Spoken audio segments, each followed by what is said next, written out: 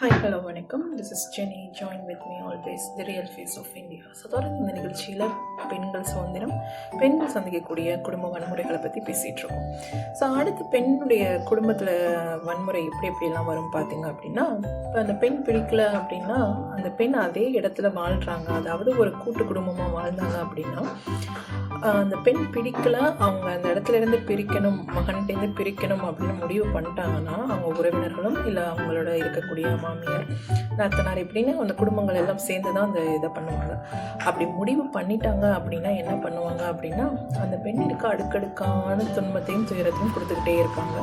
அது பெண்ணிற்கு மன உளைச்சலையும் மன வருத்தத்தையும் அதிகமாகவே ஏற்படுத்திட்டு இருக்கும்.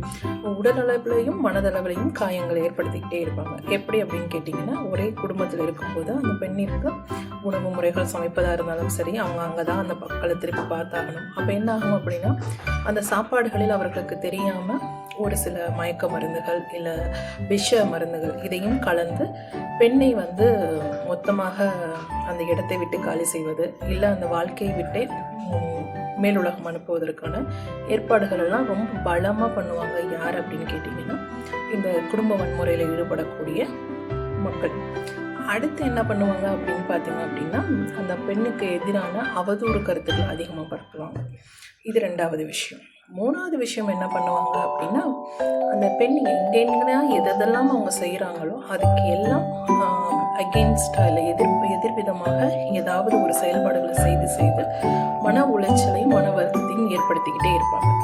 ஏன்னா அந்த பெண் தானாகவே ஒன்று தற்கொலை செய்து கொள்ளணும், இல்லை இவங்க செய்யக்கூடிய கொலை அப்படிங்கிறத மறைச்சிட்டு உடனே என்ன பண்ணுவாங்க, பெண்ணுடைய வீட்டருக்கு உங்களுடைய பெண் நன்றாக தான் இருந்தாங்க, திடீர்னு இறந்துட்டாங்க அப்படின்னு இப்படி ஒரு பொய் கதைன்னு சொல்லுவாங்க. இது பெண்களுக்கு இருக்கக்கூடிய குடும்பத்தில் நடக்கக்கூடிய மிகப்பெரிய வன்முறை. கடைசியில் அந்த உயிர் போனதுக்கு அப்புறம் இவங்க எல்லாம் அந்த சொத்தை வைத்துக்கொண்டு இல்லை அந்த மகனை வைத்துக்கொண்டு நிம்மதியாக வாழவாங்களா? முடியாது.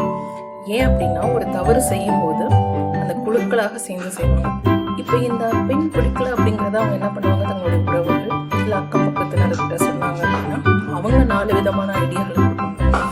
அந்த ஐடியாக்களை இவங்களும் ஃபாலோ பண்ணும்போது என்ன ஆகுது அப்படின்னா ஒரு குற்றம் நடக்கும்போது அந்த மாமியார்னு சொல்கிறோம் இல்லையா, இல்லை நாத்தனார், அவங்க மட்டும் காரணம் கிடையாது, அதுக்கு உடனடியாக இருக்கக்கூடிய அத்தனை பேரும் காரணம். ஒரு குடும்பத்தில் வன்முறை வெடிப்பதுன்னா அதுக்கு மிகப்பெரிய பொறுப்பு யார் அப்படின்னா சமூகத்தை சார்ந்த மக்களால் மட்டும்தான் இந்த குடும்ப வன்முறைகள், பெண்களுக்கு எதிரான வன்முறைகள் அதிக அளவில் நடப்பதற்கு வாய்ப்பு. ஏன்னா அவங்களுக்கு கிடைக்கக்கூடிய அந்த மருந்துகள் எங்கிருந்து கிடைக்குது, அவங்களுக்கு தெரிந்த நபர்களிடத்துல. அந்த நபர்கள் எங்கிருந்து வாங்குறாங்க, அவங்களுக்கு இருக்கக்கூடிய பழக்கமாக இருக்கக்கூடிய நபர்களிடமிருந்து. ஸோ ஒரு பிரச்சனை எங்கே நடந்தாலும் அது ஒரு குழுக்களாக தான் நடைபெறும். அவர்களுடைய தூண்டுதல் பெயரில் தான் பெண்களுக்கு எதிரான வன்முறைகள் இன்றளவும் நடந்துகிட்டு இருக்கு அப்படிங்கிறது ரொம்ப ரொம்ப மிகப்பெரிய உண்மையான விஷயம் சமூகத்தில். ஸோ ஒரு பிரச்சனைக்கு இப்போ தண்டனை யாருக்கு கொடுப்பீங்க, இதில் எங்கே பெண் சுதந்திரம் இருக்குது அப்படிங்கிறத நம்ம எல்லாரும் தொடர்ந்து